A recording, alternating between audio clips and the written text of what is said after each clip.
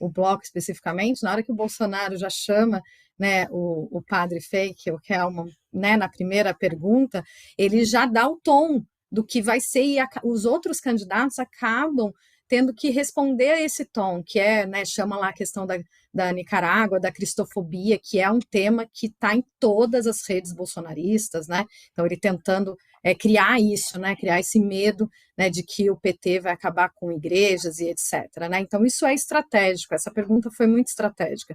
O Bolsonaro, em 2018, teve alguns eixos, né, discursivos ali. Um deles era a economia, né, liberal, então Paulo Guedes, isso está muito fraco, né? Então a vida das pessoas está muito ruim, então ele não tem mobilizado tanto esse discurso. Mas a questão da moralidade pública e a questão da securitização pública também, que é a questão do armamento, ainda são muito fortes para o Bolsonaro. E aí, vou responder lá o tweet do Mário, né? Eu acho que o nome dele é Mário. A primeira parte, Mário Magalhães, então. A primeira parte, eu digo sim. Então, vai ter muito combustível para as próximas semanas, principalmente para produzir conteúdo, né, nas redes sociais do Bolsonaro. Eu estou em várias das redes e vejo isso acontecendo de uma forma muito intensa, porque por mais que as pessoas não assistam tanto, né, um debate, a gente já falou, audiência, sábado, etc., os recortes do debate, eles vão para as redes, né, então isso é muito importante. E, a meu ver, né, vamos ver se o pessoal aqui concorda, quem foi melhor no debate foi o Bolsonaro, justamente porque não tinha o contraponto do Lula, né, enfim, já analisamos aqui a ausência do Lula, mas não ter esse contraponto e, né, ter dado esse tom, né, do inicial, né, da cristofobia, da questão da religião, fez com que a Tebet se posicionasse muito mais do que em outro debate sobre ser cristã, o próprio Ciro Gomes, então todo mundo ficou se dizendo cristão ali, né, e a gente não está fazendo uma eleição sobre, né, quem vai ser o próximo padre, dirigente de uma igreja, enfim, não é sobre isso, é sobre política, né?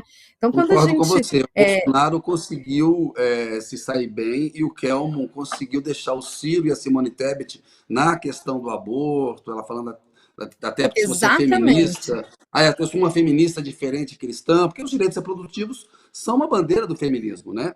E o aborto está dentro desses direitos reprodutivos. Então, de alguma maneira, de fato, teve ali uma dobradinha para produzir conteúdo para a rede social com o pior o suco bolsonarista do mundo, e o Kelman ajudou.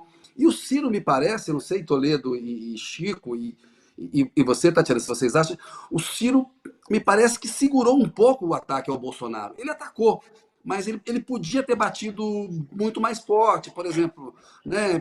Podia ter sido mais incisivo. Eu não achei, não. Achei que, de uma maneira geral, o Ciro continuou com um grau mais agressivo, de maior agressividade em relação ao Lula do que ao Bolsonaro, não, Tatiana? Eu concordo, Kennedy. Tirando um momento em que ele tem direito de resposta, em todos os outros, ele nomeia o Lula quando fala de corrupção, quando tem ataque, ele nomeia. Quando ele vai falar do Bolsonaro, ele fala de o presidente da República, o governo federal. Então, isso também acaba tendo uma repercussão diferente, né? Porque ele não está nomeando aquele agente da corrupção.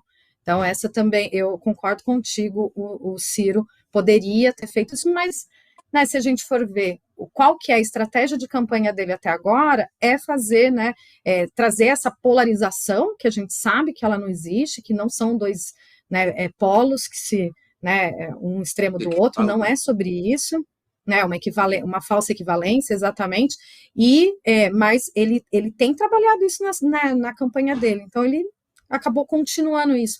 E de novo, né, quando a gente fala de democracia e o papel do Ciro Gomes, né, na centro-esquerda, isso é muito ruim, né? Então, a gente tem alguns pontos aí nesse debate e também nessa campanha como um todo, de pensar a democracia, enfim, que temos problemas.